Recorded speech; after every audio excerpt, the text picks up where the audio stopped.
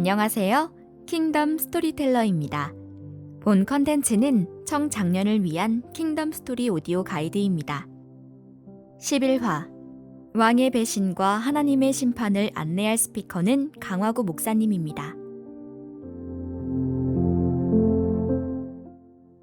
크고 위대했던 이스라엘 왕국은 솔로몬의 아들 르호보암 왕에 이르러서 신속하게 분열하고 말았습니다.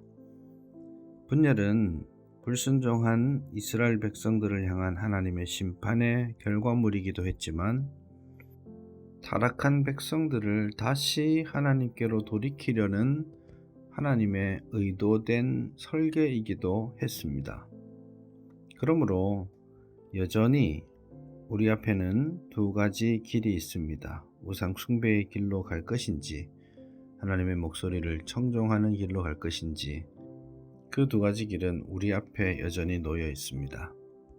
르호보암의 불순종에 대한 하나님의 대안으로서 여로보암의 북이스라엘 왕국이 세워졌지만 불행하게도 여로보암 왕은 남유다의 길보다 훨씬 더 악한 길을 선택하여 가고 말았습니다. 여로보암은 하나님의 인도하심을 따라서 맡겨주신 북이스라엘 왕국을 하나님의 뜻대로 순종하며 섬겨야 했었습니다. 하지만 여로보암은 놀라울 정도로 신속하게 하나님의 말씀의 법에서 떠나고 말았습니다. 아마도 그것은 정치적인, 종교적인 이유 때문일 것입니다. 솔로몬이 실패했던 것에서, 르호보암이 실패했던 것에서 여로보암 왕은 아무런 교훈도 얻지 못한 것 같습니다. 새로운 왕국을 세운 여로보암은 나라를 튼튼하게 세워가기 위해서 수도를 세겜에 두었습니다. 세겜은 오래전부터 아주 중요한 종교적, 정치적 중심지였습니다. 여로보암 여러 가지 정치적인 행동들을 했지만 성경은 거기에 관심이 없습니다. 오히려 여로보암이 취했던 종교 정책에 대해서 관심을 더 기울이죠. 여로보암은 태생적으로 예루살렘 성전으로부터 멀리 떨어져 있었기 때문에 북이스라엘 백성들이 혹 예루살렘 성전을 그리워할까 걱정했습니다. 그래서 하나님보다는 자신의 왕위를 먼저 고민했던 것이죠. 그래서 그는 중대한 두 가지 잘못을 합니다. 첫 번째는 백성들이 예루살렘 성전으로 내려가서 하나님께 예배하는 일을 막기 위해서 베델 지역과 단 지역에 금송아지 우상을 세운 것입니다. 그가 이집트에서 보고 배웠던 것을 그대로 실행한 것이죠. 두 번째로 그는 자격이 없는 제사장을 세워서 예배하도록 했습니다. 하나님께서는 레위 자손을 특별하게 구별하여 성전에서 섬기는 자로 세우셨습니다. 예배를 인도하게 하셨죠. 그런데 여로보암은 자기 마음대로 일반 백성들 가운데에서 사람을 선택하여 제사장으로 세웠습니다. 이스라엘 종교의 근간을 무너뜨리는 행위였죠. 힘차게 시작한 북이스라엘은 시작부터 이렇게 삐걱거리고 있었습니다. 오고 오는 세대에 여로보암의 이 죄악은 북이스라엘의 죄악의 근본 뿌리가 될 것입니다. 여로보암이 하나님의 말씀에서 떠나서 실패했던 첫 번째 자리, 그것은 예배의 실패에 있었습니다. 예배는 오직 하나님의 말씀과 하나님의 뜻에 합당하게 드려져야만 합니다. 예배의 실패는 곧 공동체의 타락과 실패로 이어진다는 것을 기억하십시오. 예배에 성공하고 온전한 예배를 드리는 우리 교회 공동체가 되기를 바랍니다. 여로보암 왕 자신이 베델로 내려와서 스스로 세운 제단에서 분향하고 우상을 숭배합니다. 베델, 곧 하나님의 집이란 뜻이죠. 그 하나님의 집에서 우상 숭배가 일어나는 아이러니가 보입니다. 그런데 바로 그 우상 숭배의 현장에 유다 땅에서부터 올라온 하나님의 사람이 등장해서 하나님께서 주시는 심판 메시지를 선포합니다.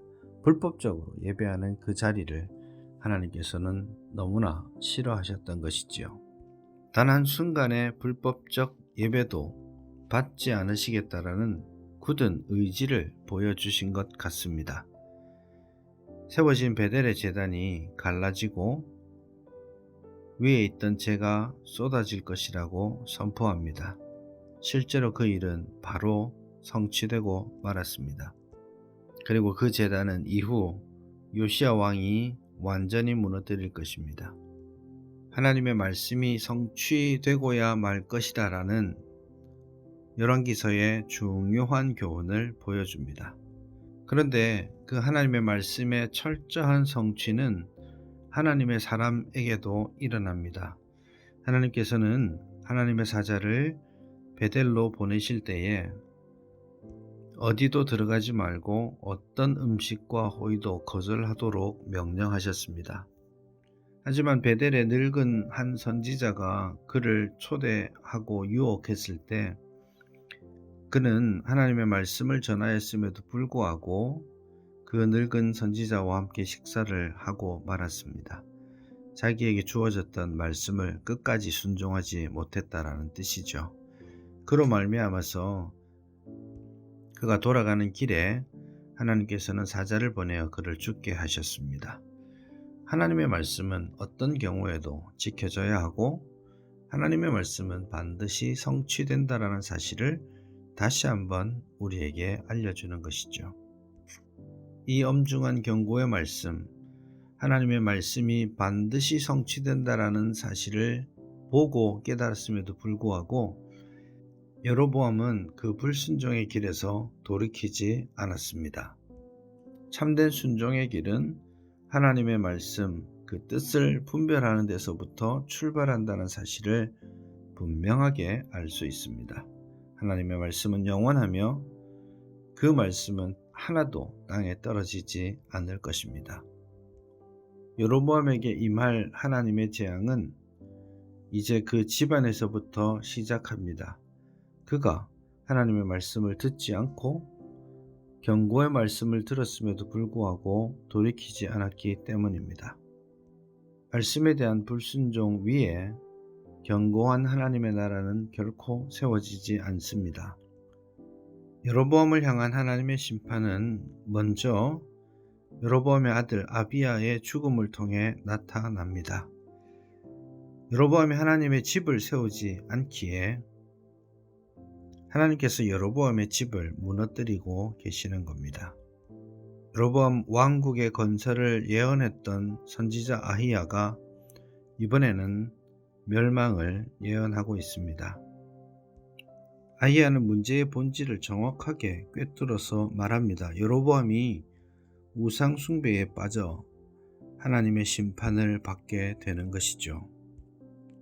여로보암의 아들 아비야는 곧 죽음을 맞게 될 것이고 더 나아가서 여로보암에 속한 모든 자가 다 죽고 말 것이라고 선언합니다.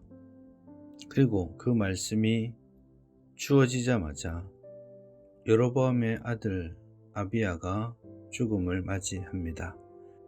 하나님의 말씀은 반드시 성취될 것입니다.